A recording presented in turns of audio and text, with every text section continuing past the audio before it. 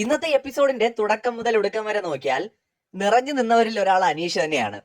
അനീഷിന്റെ ഗെയിം ആണോ ജെന്യുവിൻ ആണോ എന്നുള്ളത് പറയാൻ കുറച്ച് ബുദ്ധിമുട്ടുള്ള കാര്യങ്ങളാണ് ഇന്ന് നടന്നത്. സംഭവം മറ്റൊന്നുമല്ല, ശോഭ വിശ്വനാഥ് അനീഷിനെ വെച്ചൊരു ആക്ട് ചെയ്തല്ലോ, സ്റ്റാച്ചു ആവാൻ പറഞ്ഞിട്ട് സ്ത്രീകളെ പോലെ മേക്കപ്പ് ഇടാനായിട്ട് ജിസേലിന്റെ അടുത്ത് പറയുന്നു. ജിസേൽ അതൊക്കെ ചെയ്തു. അതിനുശേഷം പിന്നീട് ശോഭയായിട്ട് ചേർന്നിട്ടൊരു ചെറിയൊരു അങ്ങോട്ട് ഇങ്ങോട്ട് വാക്ക് ചെയ്യുന്ന സംഭവങ്ങളൊക്കെ ഉണ്ടായിരുന്നു, ഡാൻസ് കളിക്കുന്ന പോലൊക്കെ. അപ്പോ ആ ഒരു സംഭവങ്ങളൊക്കെ കഴിഞ്ഞതിന് ശേഷം ഇതെല്ലാം ചെയ്തിട്ടും അതുപോലെ നല്ലപോലെ ജോലി ചെയ്തിട്ടും അനീഷിന് കോയിൻ കിട്ടിയില്ല, അതായത് സ്റ്റാർ കിട്ടിയില്ല.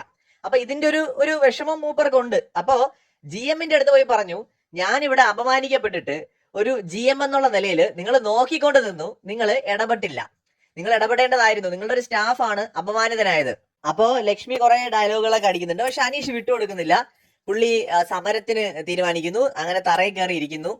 12 മണിയായി, 1 മണിയായി, 2 മണിയായി, അനീഷ് അവിടെ തന്നെ ഇരുന്നു, അവിടെ തന്നെ കിടന്നു. അനീഷിന് ഭയങ്കര നിശ്ചയദാർഢ്യമാണ് കേട്ടോ. ഒരു തീരുമാനം എടുത്തു കഴിഞ്ഞാൽ അങ്ങ് കല്ല് പോലെ നിൽക്കും. അത് അനീഷിന്റെ ഒരു പ്രത്യേകതയാണ്. പലരും വന്ന് പറഞ്ഞു, ശോഭ വന്ന് പറഞ്ഞു, അനീഷ് അനങ്ങിയില്ല. അവസാനം ഷിയാസ് 3-3:30 ആയപ്പോ, വെളുപ്പാൻ കാലത്ത് ഷിയാസ് വന്ന് നിർബന്ധിച്ചപ്പോ അനീഷ് ഭക്ഷണം കഴിക്കാൻ തയ്യാറായി. അതിനുശേഷം ഗുഡ് നൈറ്റ് പറഞ്ഞു പോകുമ്പോ ശോഭയെ മൈൻഡ് ചെയ്തില്ല.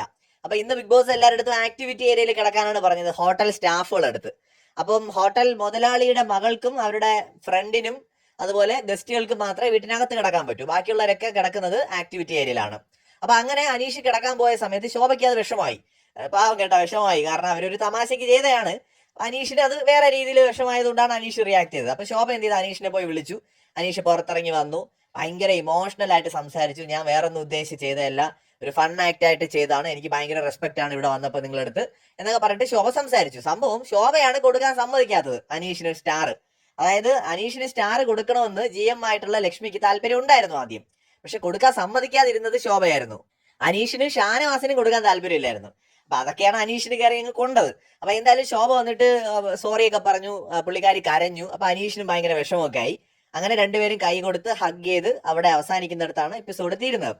അനീഷ് എന്ന് പറയുന്നത്, അനീഷ് ഞാൻ പറയുന്നില്ല ഭയങ്കര മൈൻഡ് ഗെയിമറാണോ അസാധ്യ ഗെയിമറാണെന്നൊന്നും പറയാനുള്ള ടൈം ആയിട്ടില്ല ബിഗ് ബോസിനകത്ത്.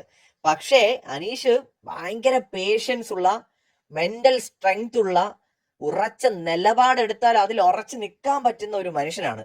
അതൊരു ചെറിയ കാര്യമല്ല. ബിഗ് ബോസിൽ അങ്ങനെയുള്ളവരെ നേരിടുക എന്ന് പറയുന്നതാണ് ഏറ്റവും പ്രശ്നം. ബഹളം ഉണ്ടാക്കുന്നവരെയും വഴക്കുണ്ടാക്കുന്നവരെയും പെട്ടെന്ന് ട്രിഗർ ആവുന്നവരെയും ഒക്കെ എളുപ്പത്തിൽ വേണമെങ്കിൽ കീഴടക്കാം. പക്ഷെ ഉറച്ച നിലപാടും ക്ഷമയുമുള്ള ആൾക്കാരെ എങ്ങനെ ഡീൽ ചെയ്യും? അനീഷൊക്കെ കല്ല് പോലെ നിൽക്കും കേട്ടോ. അതാണ് അനീഷിന്റെ പ്രത്യേകത. മറ്റൊരു വീഡിയോയുമായി വീണ്ടും വരാം. അടുത്ത ബിഗ് ബോസ് ലൈവ് അപ്ഡേറ്റിനായി എല്ലാവരും പേജ് ഫോളോ ചെയ്യാൻ മറക്കരുത്.